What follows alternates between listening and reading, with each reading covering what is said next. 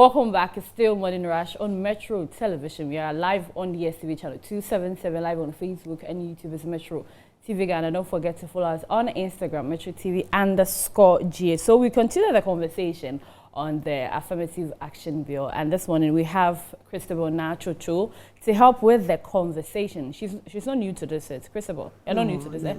How are you? I'm fine. Fine. How have you been?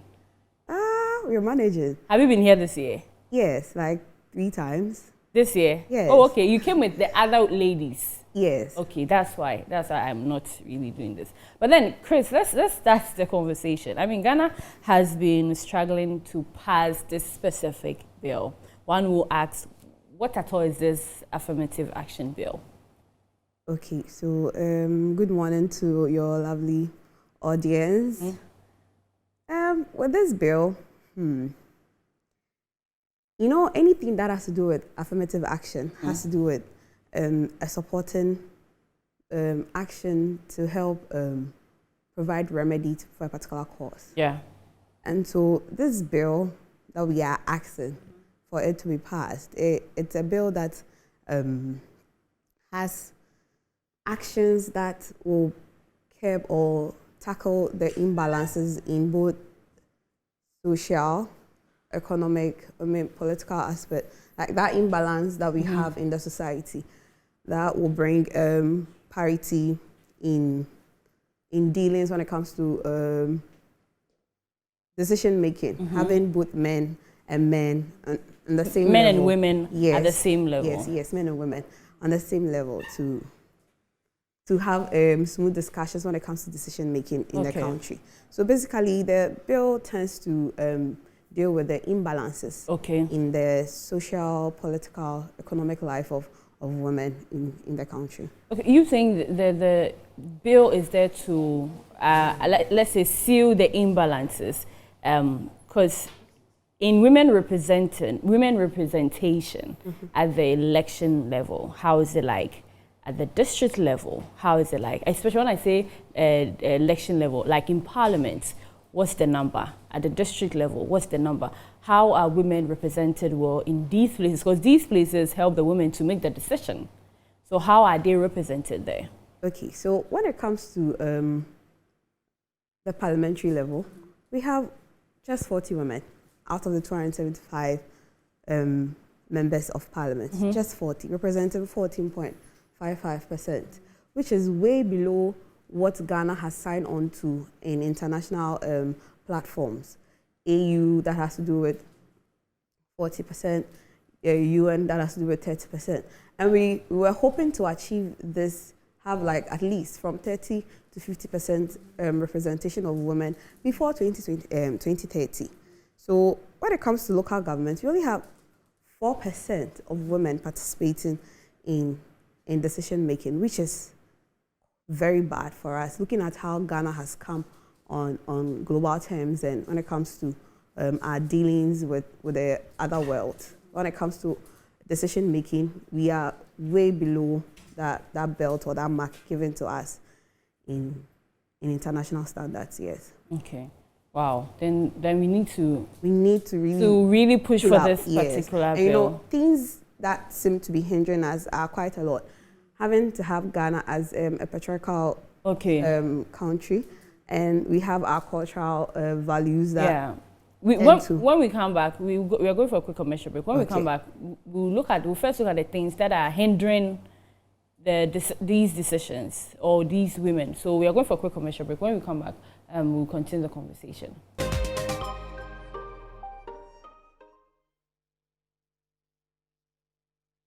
It's still Morning Rush, and we continue the conversation on the affirmative action bill, and we've been joined by GLORIA KANKAM, who is also a member of the affirmative action bill coalition. Good morning, Gloria. Good morning. Okay, I hope you're good. I'm good. Thank you for having me. Okay, you're welcome. Before you joined us, CHRISTABEL was about to tell us some of the things that hinders the passing of these bill, or hinders women not to really are not represented in certain levels. So I think you take that, and then we'll come back to which countries have had women in these positions and how are they benefiting, or what are the benefits they gain from it.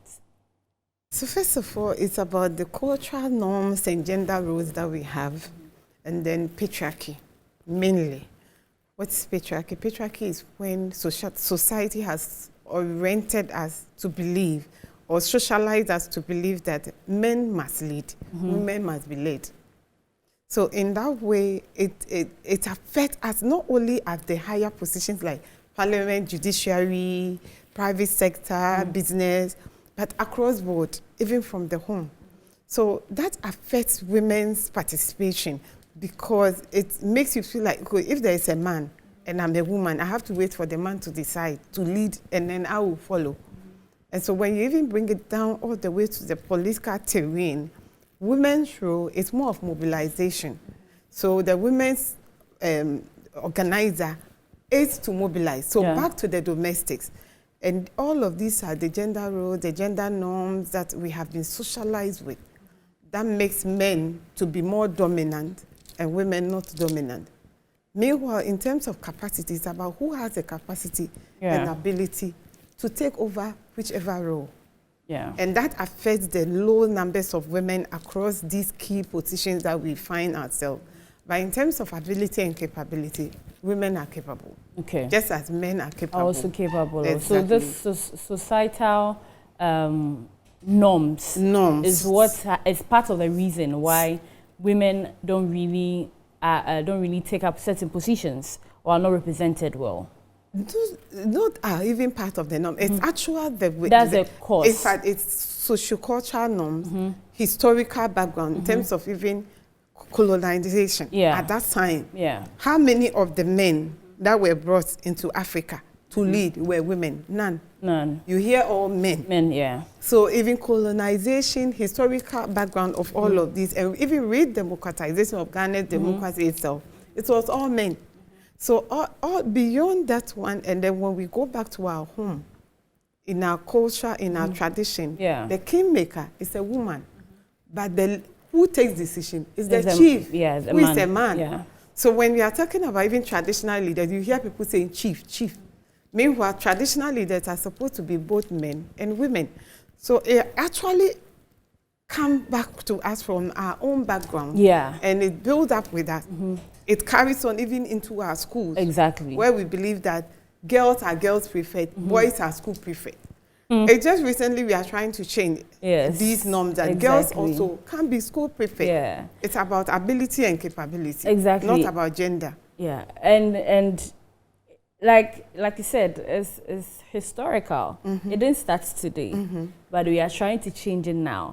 How effective do you think it is possible that we can change? Because like you said, it's from from the, let's say, family, then to school. How do we change? Because it's part of our system. So how do we correct these? We have already changed something. Okay. Currently, we have had 3 female chief justices. Yeah. But look at the number of them from independent. But in recent times, within the Fourth Republic, we have had 3 female. Yeah. That is enough. That is enough change.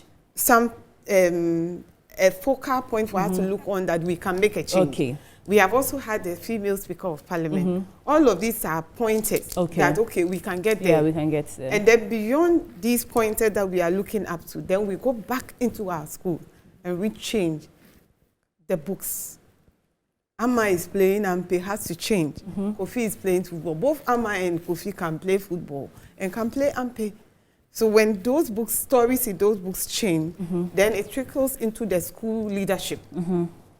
Recently, we have had a lot of female SRC presidents. Yeah, especially those are just enough pointed for us to leverage on and build on and mentor both boys and girls.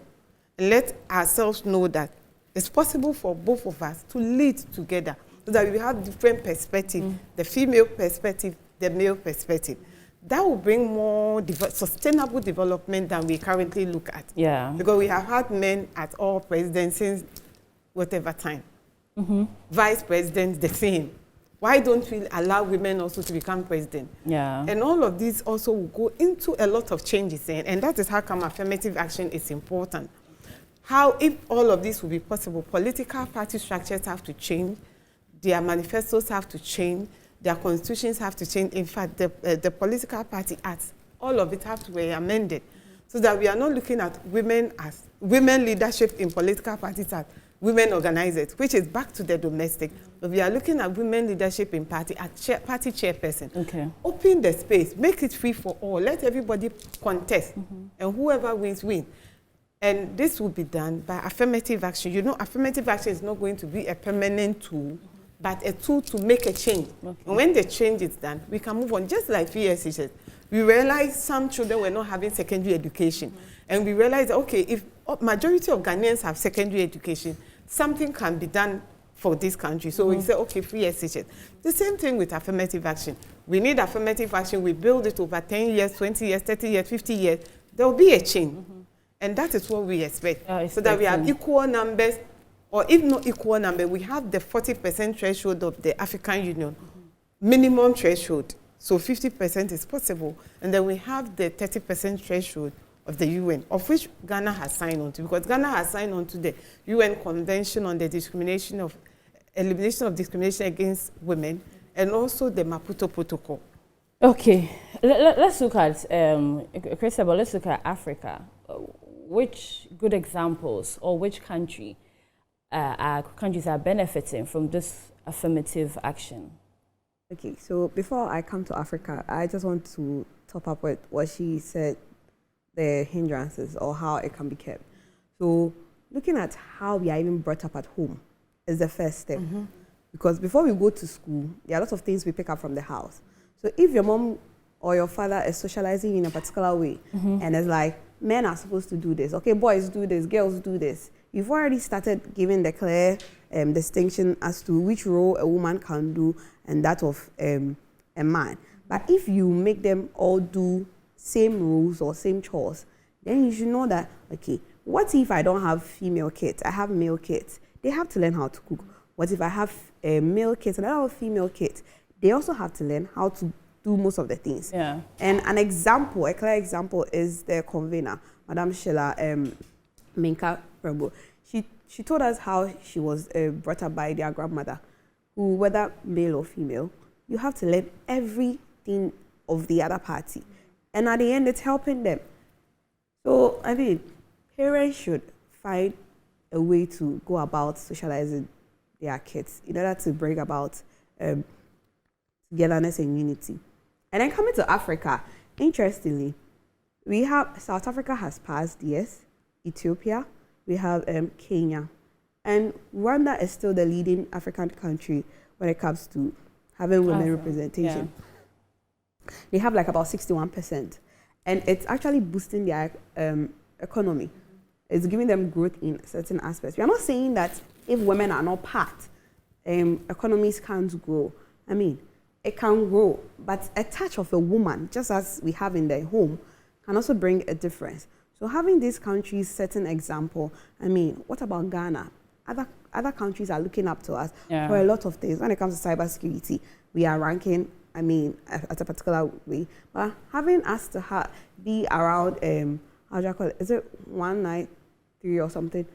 Which is lower because we are not there. We are doing other things, but this particular one, we are not doing it. But the question is, why are we not?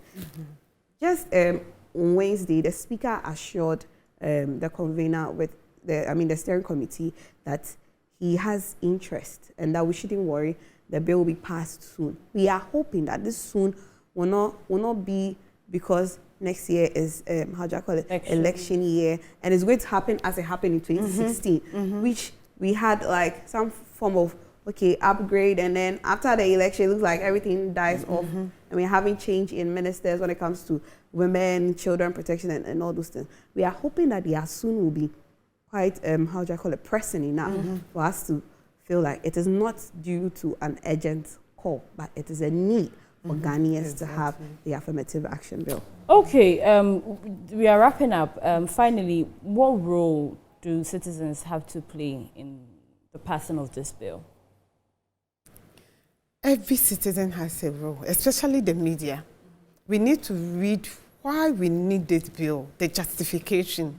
First of all, it's a constitutional mandate where we say gender balance, just as regional balance.